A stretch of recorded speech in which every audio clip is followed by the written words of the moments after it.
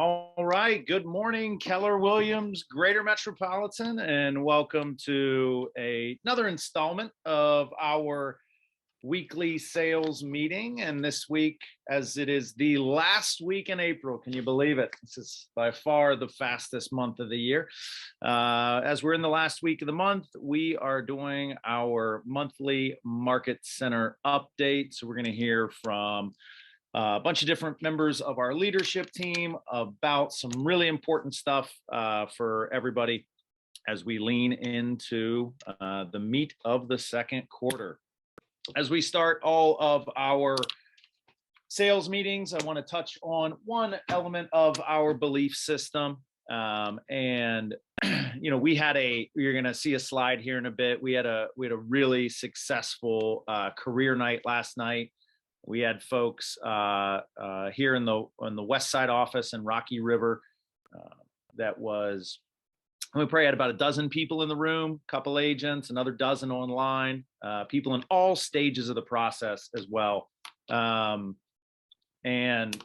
we talked about what we do. A lot of questions always from new people about like, hey, what sort of support, training, education, all that stuff's available. And of course, we have it all in spades here at Keller Williams Greater Metropolitan. But, a couple of the messages from active agents in the room was reminded me of the belief in our belief system for teamwork. And that is together, everyone achieves more. And both Scott Carpenter and Art Obleton and Jeremy Orvek all commented for everybody in the room just about how, as an organization, the way that we've built this, the way that our culture shows up. Yes, you have productivity coaches, and you have training and education, a leadership team, an ALC, but really anybody, if not everybody, is willing to help and support each other as we go through shifting markets, tough deals, tough patches in our business. All of those things are where our teamwork and showing up together is what gets us through and helps our agents have more success than the average agent. And so thrilled to have that message make it to people who are just finishing up or just starting their real estate classes and embarking on that career. So wanted to share that with everyone this morning, and know that, whether it's through the Facebook group or through a member of your leadership team or just through somebody else that in the market center, that there's always somebody who's willing to answer a question, provide support, and help when the need arises.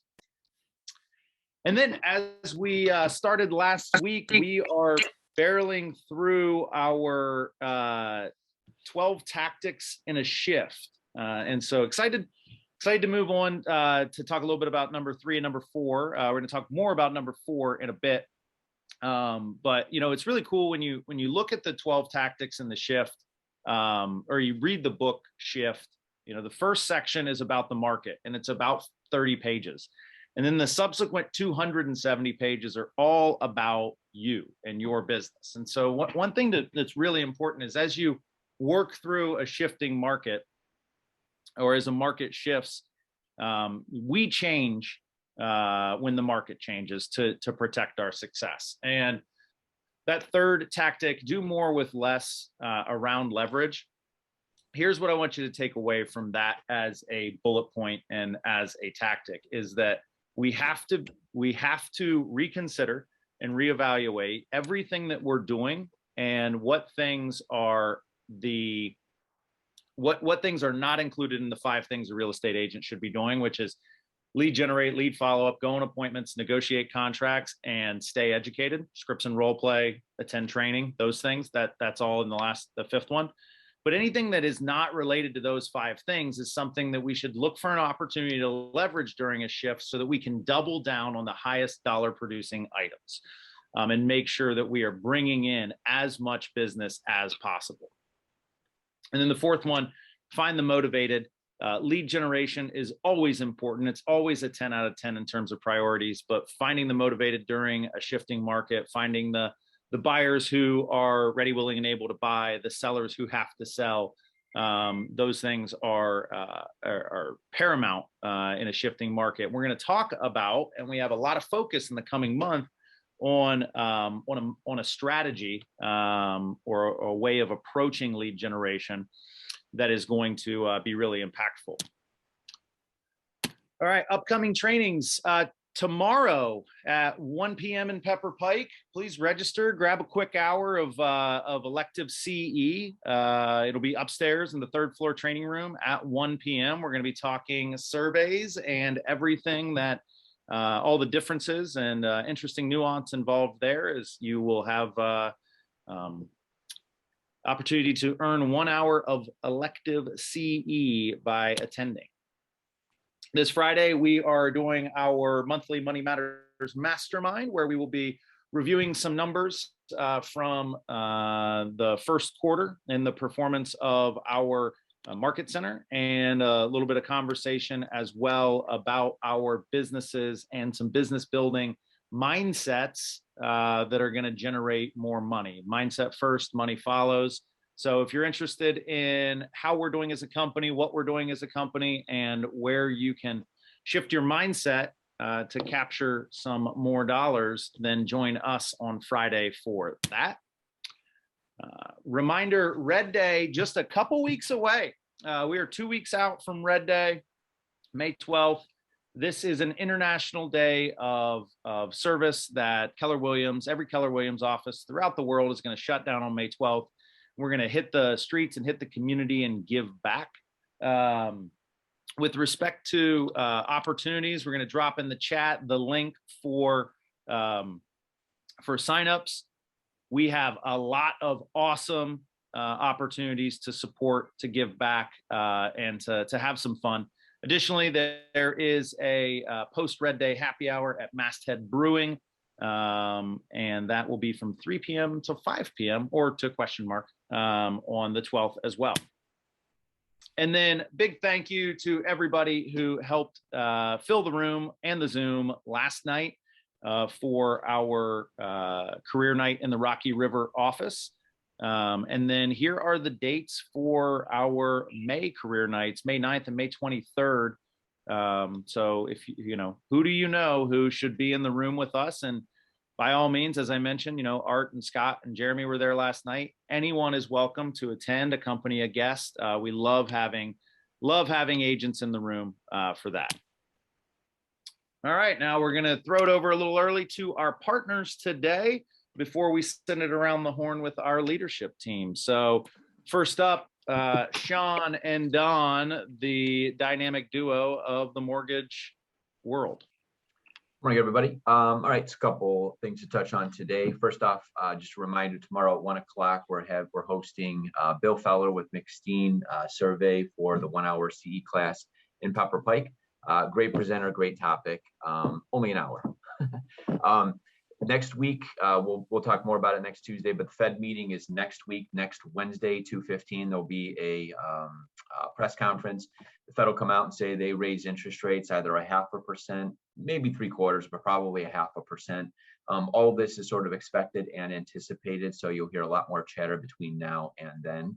And then Don and I just want to talk on kind of doing a straw poll just from a lender standpoint. How can we help buyers win bids? So we made kind of a top list of the top 5 things lenders can do, or myself, Don, and Chris are able to do. Number 1, talk about appraisal gaps, educate the buyer on that, and just talk through how that works. Quick closes, closing in 21 days is routine for us for a buyer who's both qualified and motivated. Extended close, we've talked on here before about a seller in a situation who maybe they haven't found a house yet, so the buyer's willing to let the sellers camp out in the house a little longer. So a 60-day close with 60-day rent back, we've been doing a fair amount of those. The fast track loan process we talked last week, and of course that lender call. Calling a listing agent on a Sunday afternoon to say, hey, that bid that came in from Steve Jones, just want to make sure they are A+. Their credit's good. We have pay stubs. We have bank statements. So we're looking to go above and beyond to help your buyers get into homes. So, DJ. Yeah, just to elaborate on that, the key to all that right there is a motivated buyer. When you have a buyer that's just delayed in getting us documentation, whether it's a pay stub, bank statement, W-2, earnest money check, it just slows things down. If we don't get something, from day one, it's just going to push it back 2 or 3 days in the end here. So I can't recommend enough that you, as the agent with the borrower, to also assist and just let them know when the lender requests documentation that lender needs that documentation yesterday, not 3 or 4 days from now, and that will keep everything flowing smoothly. And also just try and get them in as quickly as possible with the home inspections. Lately, I've seen some home inspections scheduled 5 to 10 days out from contract acceptance, and sometimes they don't want us even ordering an appraisal until that home inspection has been complete, which again delays us a little bit further without putting a rush on everything. So just keep everything flowing smoothly, keep it moving as quick as possible. And if we aren't getting cooperation from our borrower, Sean, I'll certainly let you know to help you have them light a fire. Love that. Thank you guys for lining that out, and for, as always, being such great partners and being able to deliver in a big way for our clients. Speaking of folks who deliver in a big way for our clients, that is our friends at Greater Metropolitan Title and Escrow. So sorry, I can't see who I have with us today. Tiffany's here. Hey, good morning. Good morning, everybody. So really quickly, I'll kind of hop on what Don was saying. Is we also have preliminary closing documents that the buyer and seller have to fill out at the beginning of the transaction. This really sets us up for success as far as having social security numbers, knowing who their payoff lender is, knowing who to contact at the homeowners association. You can, if you're working with GM, you can let them know that they receive the documentation within a couple of days of us opening title, and then it's super easy. They just log in and fill it out. Really quickly today, actually, what I want to talk about was buyer's liens. These are coming up quite a bit lately, and just wanted to touch base on it. So a lot of people don't know that when we run title, we don't just run the property or the seller, we also run the buyer for liens. And we've had quite a few pop up lately. So what happens is if we see a lien for a buyer, we verify, first of all, that it is our buyer, because oftentimes it could be someone with a similar name. Once that's verified, we let the buyer and their agent know what's going on. The buyer can negotiate that lien for maybe a lesser amount, pay it off at closing, pay it off before closing, and provide us with proof of payoff from the party that they paid it off from, or they can pay it off at closing. There are circumstances where we will hold funds depending on the type of lien, the age of the lien, and how much the lien is. We're certainly happy to do that. We feel comfortable doing that depending on the situation. Each of those situations has to be approved by underwriting. We've never had them say no, but it is something we have to do. So for instance, if they have some state of Ohio liens, they're not very old, and they're not, significantly more than the purchase price, or, a certain percentage of the purchase price rather, then we will hold for those in order to not delay closing. Excellent. Does anyone have any questions about buyer's liens? Very exciting stuff going on. Hey, well, listen, if title's not exciting, it's usually a good sign, right? That's right. We don't want to be excited. We want to be everything. Yeah, exactly. All right. And then do we have Miss Gina Legeza from America's Preferred Home Warranty? Gina, are you with us today? Not sure if she is. I do see Jessica Ivans from our property management group. So Jess, step right up. You're the next contestant on the sales meeting. Hey, Mike. Hey, everybody. Good morning. So yesterday I posted on our Facebook page about the lead paint program in Cleveland. This definitely seems to be a hot topic lately, yet at the same time, we're not really hearing a lot of people talking about it.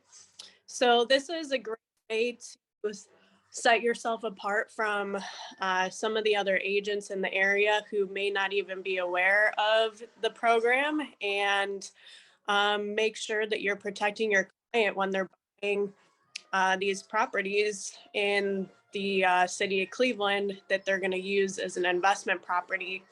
So don't hesitate to reach out to me if you have questions about the program. And if you did not get a PDF of what I posted yesterday, shoot me a text or a direct message and let me know, and I'll send that over. All right, awesome. Thank you so much, Jess, and thank you for providing that information. It is something that'll sneak up on us or our clients with some of those changes. So I want to make sure we stay ahead of it. All right, so thank you to our partners. Now we're gonna dive into some updates from the folks on our leadership team, starting with Miss Kari Mitchell with some key save the dates for the month of May. Good morning, everyone. Mike, will you go to the next slide? I will.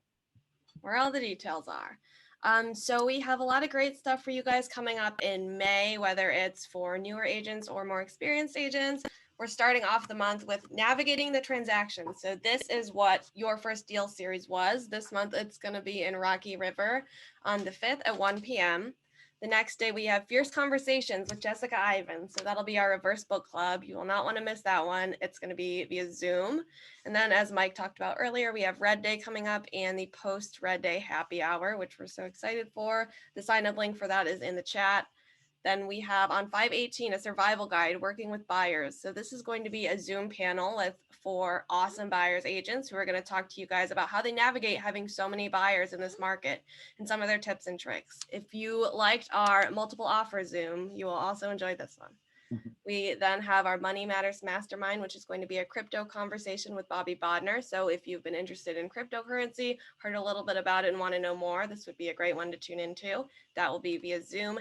And then on May 26th, which I believe is a Thursday, yeah, we have a core law CE with Cindy Lammert. So this is going to be 3 hours. Again, it's a core CE, so it's a really great one to get under your belt. And the registration link for that will be coming out soon.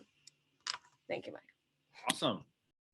All right, over to everybody's favorite broker, Andrew Ginter, with a little conversation for the broker broadcast.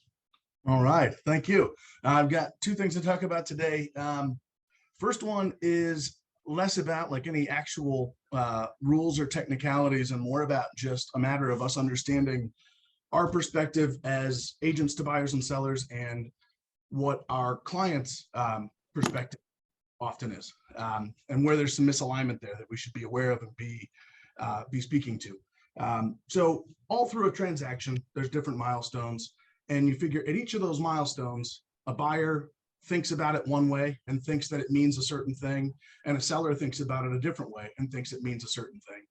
Oftentimes, those 2 things are in opposition of each other, in which case, if something afterwards doesn't go the way one party thought it was going to go, they assume it means the other person's breaking the contract. And that's generally not the case, but it's important that we make sure to set the right expectations. So I thought of a couple of examples I wanted to run through. First one just being the moment a buyer writes an offer or a seller receives an offer. So a buyer writes an offer and their expectation is that they wrote a good offer and that a seller is going to review it and respond. And a seller's expectation is, I received an offer, that's great, and we've got a bunch of showings scheduled today and tomorrow still, so I'm not going to respond for 2 or 3 days. And it's really important that as a listing agent, you make sure that you make it clear to sellers that what kind of where a buyer's coming from, and that they're kind of at the top of the mountain of excitement, and that's only going to wane the longer you wait. And likewise, as a buyer's agent, it's really important that you explain to them that there's a chance we might not get an answer. And oftentimes you can even get that information from the listing agent and set the expectation right up front that we're not going to hear anything about the offer we wrote on Friday until Sunday afternoon or whatever. But when the worst thing that can happen is in that situation, everything goes unspoken as far as expectations. And now the buyer and seller's expectations are like diverging by the moment. And it just makes everything harder for everybody. Another great example of it would be after an inspection. After an inspection, a seller assumes that they're kind of allowed to do whatever they want, which they sort of are. And a buyer assumes that they're always allowed to back out, which they kind of are, but both parties are still bound to each other.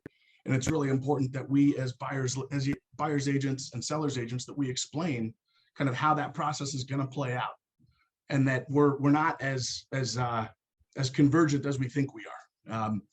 And then the last one was closing dates.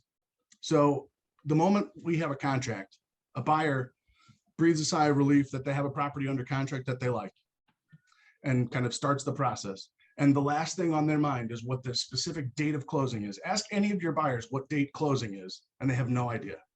Ask every one of your sellers what date closing is, and it's on their calendar in bold already, and they've probably already called the utility companies if you didn't tell them not to. It's really important that we're being clear with buyers about how important it is to try to meet those closing dates. And it's really important that you talk with your sellers about the possibility that those dates might not be met. Things happen. Buyers think it's very flexible. Sellers think it's completely inflexible. And we need to cut that off at the pass ahead of time. Otherwise, what starts happening is the day after it's supposed to close and it doesn't close, sellers get upset and they want to not sell to that buyer anymore because they're upset. And they wouldn't be upset if they had an appropriate expectation about what reality is.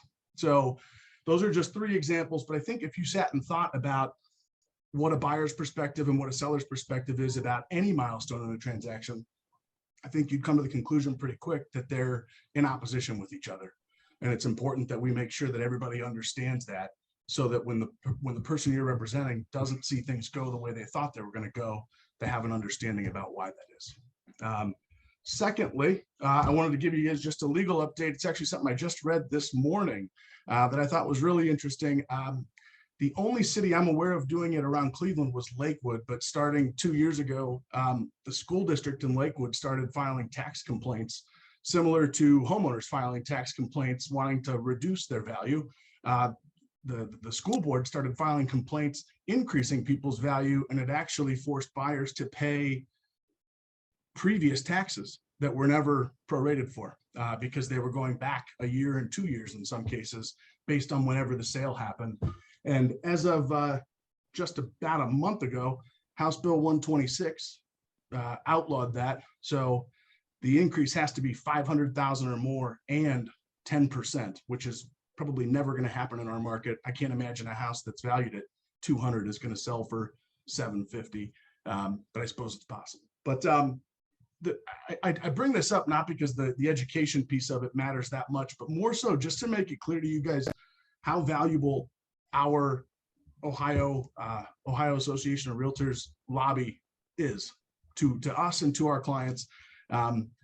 It does a very good job of protecting our industry and protecting our clients' interests. This is not a sales pitch for everybody to go out and donate to RPAC, but I would definitely I just want to make sure everybody's aware that there are people out there fighting on our behalf as agents and fighting on the behalf of like I said, all of our clients and property owners out there. And so I thought that was a pretty big win, because I had a personal friend who got completely taken to the cleaners by Lakewood due to that school board complaint 2 years ago. So that's all I've got today.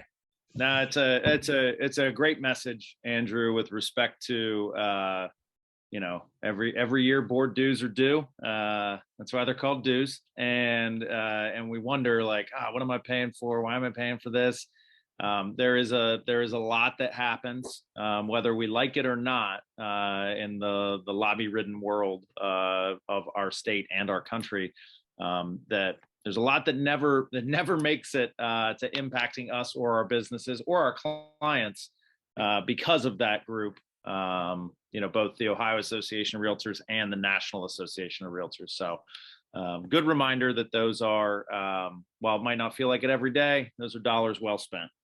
Wow. Thank you. All right, now for some MCA-nouncements with Miss Julia Cumming. Good morning, everyone. Today, I am going to highlight some of the outside courses through KWI and our region that are coming our way in the next 2 months or so. I typically put these in the weekend update email, so be on the lookout for that every weekend to see what outside resources for training that KWI, MAPS, and our region bring to you guys as agents. So the first one is a data bank to database class this Thursday. It's via Zoom, and it's being taught by Sarah Herda, who is our regional tech trainer. So this is going to be a laptop open, log into Command, and go through all the best ways to strategize to use your contacts to get more transactions and deals. I will also put the links for all these once I'm done talking. The next one is also this weekend. It is the Quantum Leap. So this is a course that is typically hasn't been in our region in a long time, and it's specifically targeting young adults age 18 to 28. So if you know a young adult in your life who could benefit from an interactive business building experience, this is absolutely the course that you should post along to them. It is free to register. They're asking for donations to KW Kids Can to attend, but again, it is free, and it is a great opportunity for young adults in your life to take a powerful course. It's going to be led by 3 local real estate agents, Chris Mascarino, who is with the KW Elevate office and also leads the KWYP chapter here, and then Julian Ed Huck in the citywide office. So this is teaching young adults how to build key relationships, how to support the visions and goals that they have for their lives. So highly, highly recommend nieces, nephews, children, neighbors, people in your life who you could send this to. It would be a huge benefit to them. Next, the Leverage series is coming to the region. So that is career visioning, 30, 60, 90, and success through others. So all 3, when taken together, is called the Leverage series.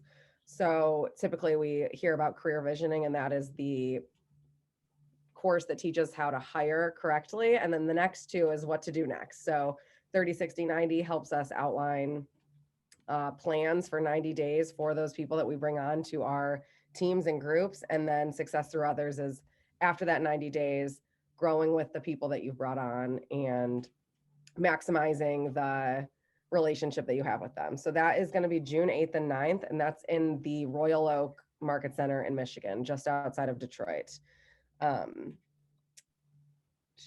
Okay, next, Jeff Glover is coming to Cleveland again this summer. So that is on June 22nd.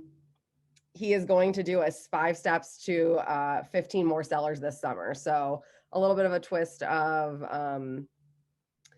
the typical courses he's taken on listings. So this is going to be specific to the current market that we're in, getting 15 more sellers to work with you this summer.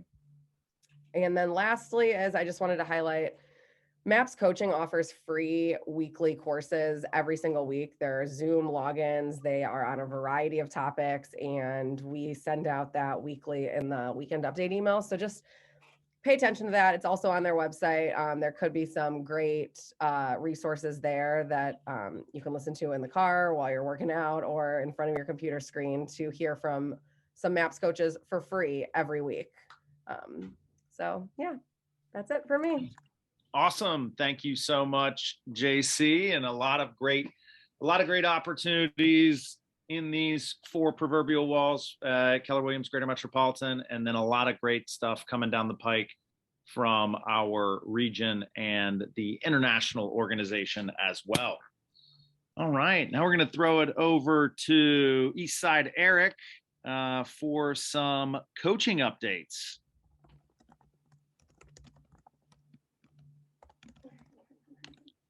Maybe.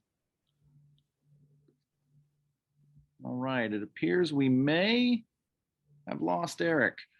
We're going to throw it over to Miss Ceara with some CE updates. Ceara, what do you got cooking for us today? Hi guys.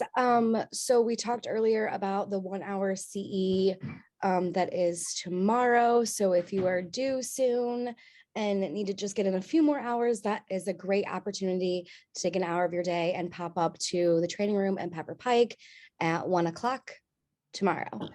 As far as renewals go, it is the same song and dance. Everyone has a first birthday renewal that is due. It's due on your first birthday after getting your license. And it doesn't matter if your birthday is tomorrow and you got licensed yesterday. You owe $182 payment to the Ohio Division of Real Estate along with a renewal application. I send emails, I send emails 30, 60, and 90 days out. Often I will also send a text message to remind you. You do also get reminders from the division, so just keep an eye out for those. If you don't know where you stand with that renewal or any of the others, please send me an email and I'm happy to take a look and let you know. In the event that you miss your first birthday renewal, there is a late fee plus a reactivation fee. They will suspend your license. That will bring your total due from $182 to $307. So it's a big jump. So it's important to make sure that you stay on top of these things so you don't have to pay that extra money and risk not being able to practice because you're suspended.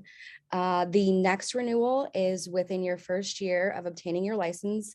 There is a 20-hour post-licensure course that every agent must take. You will receive a certificate of completion.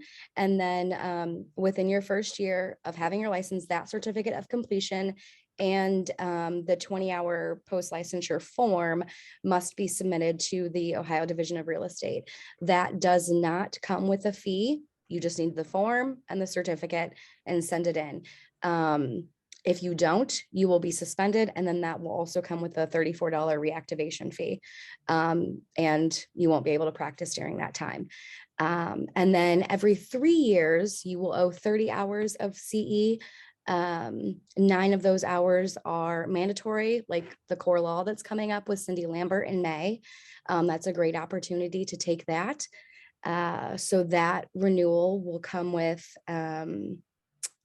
you need the 30 hours, all of your certificates for all of those courses that you take for those. So make sure you save them as you obtain them.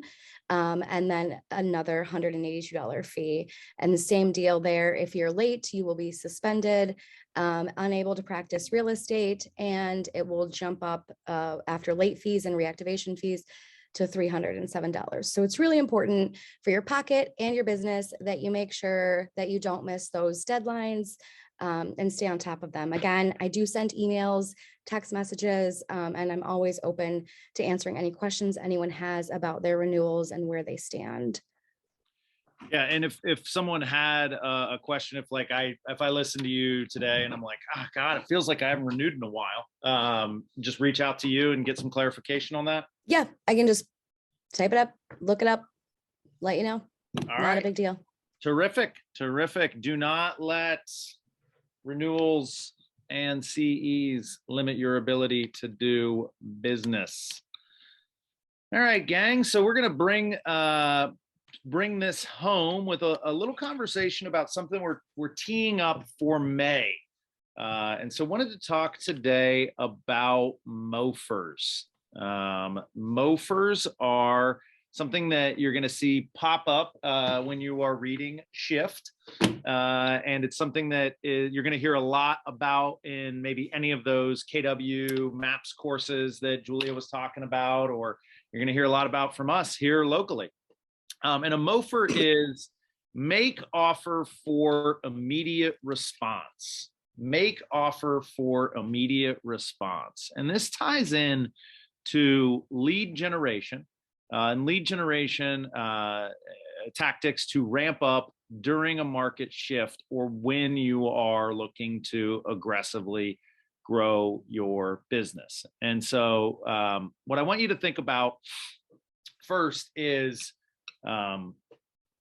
what offers you are consistently making to your clients, right? And whether or not they are coming with an immediate request for immediate response, or you might more commonly hear it referred to as a call to action, right? So, if you have a monthly newsletter that goes out or a bi-weekly update on the market, those are communications, they are drips, they lead to mind share, which ultimately we know in most markets leads to market share. What we want to think about here is whether or not we're asking our clients on a consistent basis to respond, right? And getting into conversation with them. And there's two different types of messages that are going to land as Mofirs, right? The first is a direct message or a direct request, and then there's the indirect message. So a direct offering or message would be something like, you know, Andrew, do you want to list your house with me? Do you want to sell your house? Or Andrew, would you like to buy a house, right? Those are direct because they are directly related to buying and selling real estate. And they will get an immediate response, yes or no. And those have to be an element of our marketing, communications, and lead generation strategies. What's even more important or equally important is the indirect offering or the indirect message. So that is where we are offering opportunities, information, items of value to our clients that are not related to them buying or selling their home, right? So if you look at your messaging and your offerings, are they balanced between direct? Am I asking people today if they want me to help them buy, sell, or invest in real estate? And then am I also getting into real estate adjacent conversations with indirect offerings, right? Which might be, you know, could be things like events. It could be things like an evaluation on how much your home has appreciated in the last 18 months. It could be, hey, spring has sprung. You know, if you're looking for lawn care service, you know, do you have someone, or can I help you find that person, right? And what these are going to do is strengthen the relationship and lead to opportunities to have real estate related conversations, which are going to generate activity or generate referrals. So make offer for immediate response. I would encourage everybody to go back and review, review your text messages from yesterday, review your Facebook posts, review any communications that you have going out, and ask, are you bringing an item of value that is eliciting a response, positive or negative, right? That directly or indirectly, that is going to deepen your relationship or further the conversation. So in the month of May, May is for Mofirs. And so we are going to run a series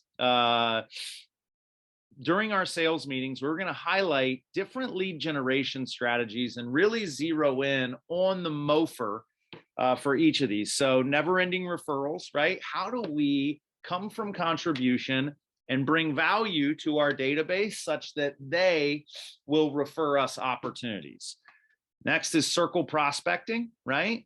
With houses going off the market very quickly, how do we take a missed opportunity for our buyer client in a neighborhood and turn it into a listing opportunity or an off-market transaction? On May 17th, we're going to have an opportunity to be a part of this sale leaseback program for a company that is launching in Cleveland, and it's going to create some unique opportunities for our agents. So more information to come on that. And then finally, the golden letters on May 24th, something that we've seen a lot of success with from our agents and have heard a lot about nationwide, which is a marketing campaign element that is leading to listings in a very, very challenging listing environment, right? Or I shouldn't say challenging, it's very awesome when you get a listing, it's just hard to come by, right? And so golden letters allow you to really find the motivated. And I think that is the key for the Mofir conversation. And it shows up in Shift is when you're making offers for immediate response, right? Instead of lead generating against 100 names and hoping one of them pops, when you're making offers for immediate response, you're asking the willing and the most interested and the most willing to engage to step to the front. Right. And because time, energy, and resources become more and more valuable throughout a shift, the idea of top grading buyers and sellers and clients through Mofirs will allow you to protect your time, energy, and resources and expand your business as a result. So again, and if you're like, hey, I'm not even doing any communication or marketing or campaigning or Facebook posting about my real estate business, I would encourage you to, because sometimes it's uncomfortable. It's like, oh, I don't know what to say. Just, what do people need, and offer it to them as a means to engage them, get their information, or understand where they're at in the home buying or selling process. So make offer for immediate response. Mofirs in May. So very excited to have that. We feel like it's going to be very timely, very impactful, and hopefully allow you to leverage to maximize the spring market. And that's all we've got for this week, folks. Thank you so much for being here for an awesome meeting. Thank you to our leadership team for sharing all of the good, great, and wonderful things that we have coming on the horizon for our company. And as always, anybody who needs anything, we're only a quick email or phone call away. So have a wonderful week, everyone, and we will see you in May.